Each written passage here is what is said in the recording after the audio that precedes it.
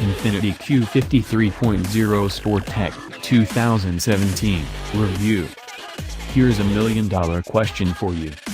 What looks like an entirely forgettable Japanese compact saloon, slides like a Lotus 49 on Partois errands and packs an M3 bothering engine for £10,000 less? Well, since the name at the top of the page has already ruined this little game, I'll just come clean and tell you it's the Infiniti Q50, when fitted with Infiniti's riotous twin-turbo 3.0-liter 6.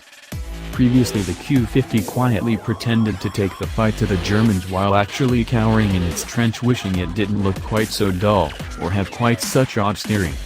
But it was revised for 2016, making its European debut in MK2 form at the 2016 Geneva show, and should now make a better fist of things thanks to second-generation direct adaptive steering and the all-important 3.0-liter V6 engine, a likably nuclear tech fest set to serve in the Nissan 370Z successor. Tell me about the Infiniti Q50's engine. It's a twin-turbo V6 able to flood the rear axle with 400 bhp and 350 pounds-foot of torque on demand.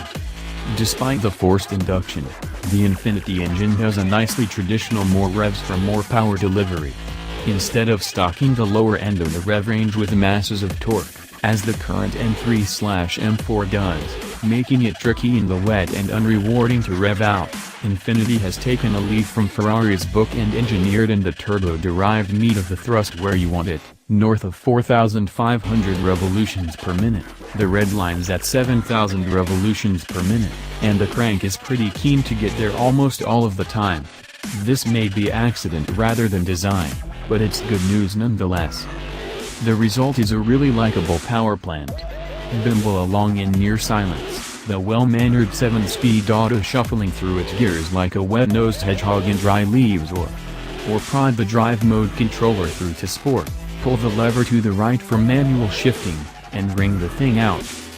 Revs climb, speed builds, and then, just shy of 5,000 revolutions per minute, the engine goes nuts, raging for the rev limiter like a possessed hairdryer and spinning up the poor, long-suffering rear Dunlops with ease.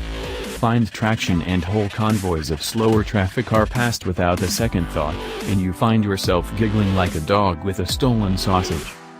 Can the chassis cope? Yes and no. It'd be unfair to say it can't cope, but it's been a long time since I drove anything this exciting. Certainly, the chassis can't provide the grip to neuter 400 bhp delivered through a single axle, but then show me one that can. And why would you want to? Leave the stabilizers on and you'll be just fine, whatever the weather and however blunt your inputs, but you'll tire of the strobing yellow lights on the dash. Knock them off and the thing's only really tricky and unpredictable when you try to blend big throttle, damp tarmac, and a lumpy surface. The rest of the time the Infiniti's just fantastic.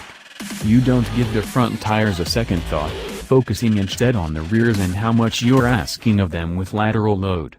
Then you simply spoon in as much power as you think you might reasonably expect to get away with, plus a little, and finish the corner to the sound of gently fizzing Dunlops, 245/40/19 Sport Mach. Soon you're immersed in a riotous driving experience, marred only by the ponderous auto gearbox, which feels painfully slow after, say, a Golf R's DSG. Throughout these shenanigans the engine is your willing partner in crime. Because its heft is all power rather than torque, it's predictable and controllable, unlike, say, the torque-laden F80 BMW M3. And it makes the Q50 feel mighty fast, despite its tubby 1,813 kg curb weight. Steering and ride feel resolutely 1990s, which sounds like trash talk but is actually a compliment. The car bobs down the road like a hot primera. with great visibility thanks to its on-trendy slim window pillars, a nicely untrendy thin-rimmed steering wheel that suits the cart to a T. The steering remains light and numb, but it's usefully quick and less baffling than before, a fantastic driving position and a sporty, nuggety ride that's neither M-Sport crashy nor magic carpet plush, but sits between the two, feeling really rather good, refined enough when you're on duty, nicely communicative and honest when you're in a hurry.